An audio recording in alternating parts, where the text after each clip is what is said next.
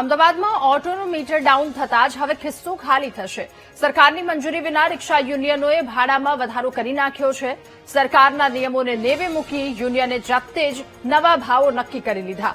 રિક્ષાનું minimum ભાડું 20 થી વધારી 30 રૂપિયા કરી દેવામાં આવ્યું છે, તો પ્રતિ કિલોમીટરનું ભાડું પણ 15 રૂપિયાથી 20 રૂપિયા કરી દેવામાં આવ્યું. સરકારે રજૂઆત સાંભળી નહીં એટલે ભાડામાં વધારો કરી દીધો. રિક્ષા યુનિયને કહ્યું, મનફાવે તેમ થયેલા ભાવ વધારાથી રિક્ષાના મુસાફરો મુશ્કેલીમાં મુકાયા છે. સરકારની મંજૂરી વિના વધારાયેલા આ ભાડા યોગ્ય નથી. મુસાફરો પણ આ વાતને લઈને કહી રહ્યા છે.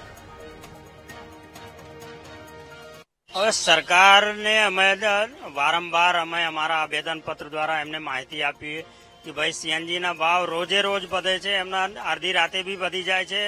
જ્યારે રિક્ષા ચાલક ભાઈઓ અમારા રિક્ષામાં સીએનજી ભરાવા જાય ત્યારે એમને ખબર પડે કે ભાઈ આજે ગેસના ભાવ વધી ગયા છે. તો સરકારને અમે છેલ્લા 2 થી 3 મહિના પહેલા અમે આવેદનપત્ર આપ્યા હતા. આવેદનપત્ર દ્વારા એમને માહિતી આપી હતી કે ભાઈ અમારા રિક્ષા ભાડા જે 4 વર્ષથી વધ્યા નથી, 2022માં લગભગ વધ્યા હતા, એના પછી 1 રૂપિયા વધારવામાં નહીં આવ્યું. તો સ્વયંભૂ તરીકે અમારા રિક્ષા ચાલક ભાઈઓ રિક્ષા ભાડા વધારી દીધા છે.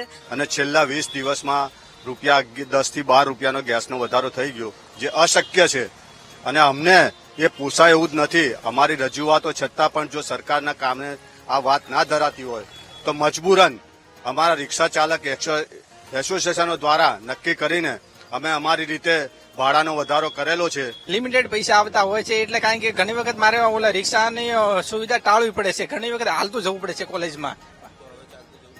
ઘણી વખત હું ચાલુ છું એટલે ભાવ વધારાનો આ બહુ ખોટું કહેવાય આજના સમયમાં. દિવસે ને દિવસે મોંઘવારી વધી રહી છે. એક બાજુ મોંઘવારીનો માર પણ વધી રહ્યો છે, સીએનજીના ભાડા પણ વધી રહ્યા છે. અને અમદાવાદમાં તમે વિચારો કે લોકોની જરૂરિયાત રિક્ષામાં વધારે હોય છે, કે લોકો રિક્ષામાં વધારે ટ્રાવેલિંગ કરતા હોય છે. કેમ કે જ્યાં સરકારી પરિવહનની નથી હોતું ત્યાં લોકો રિક્ષાનો ઉપયોગ કરતા હોય છે, રિક્ષામાં જતા હોય છે. જે 20 રૂપિયામાં ક્યાંક શટલમાં જતા હતા એ હવે 30 40 રૂપિયા આપવા પડશે.